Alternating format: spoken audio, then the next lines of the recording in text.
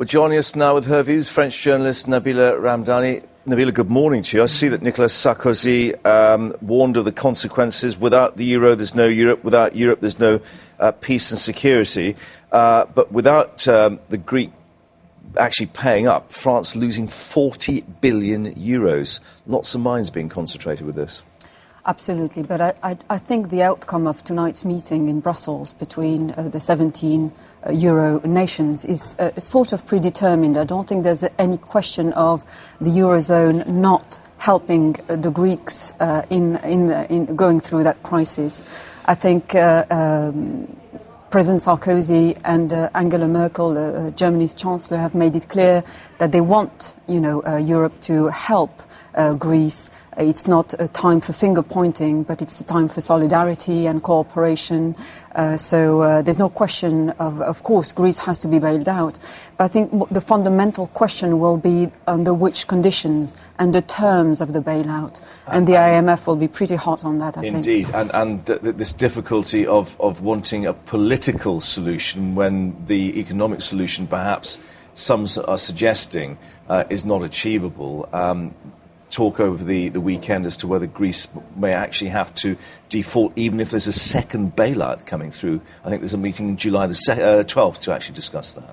Absolutely. The test is coming up in July to see whether or not Greece is, in fact, able to pay off its debt. It's due to pay 12 billion euros in July, so that will be a crucial test for Greece.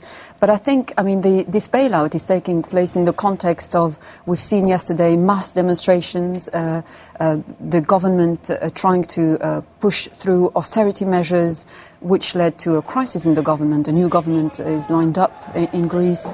And we've seen, I think, crucially, the question will also be as to the role of the private sector in all that.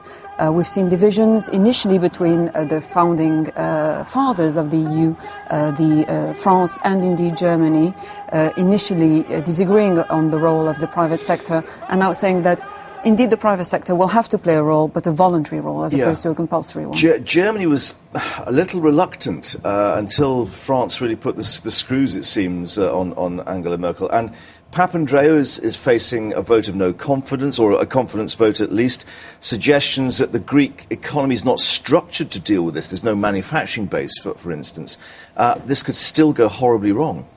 Yes, indeed. You're quite right to mention the pressure under which Angela Merkel was under. 60% of German people are actually against Germany's contribution to the bailout. I think, and 87% of the Greeks are unhappy with their own government. So it's also the crisis also reflects a kind of disconnection between the political elite across the Eurozone countries and indeed the governed. Yeah, and the realists in the markets which are watching day to day. Nabila, for the moment, thank you for that. We'll see what emerges, of course, in the weeks to come.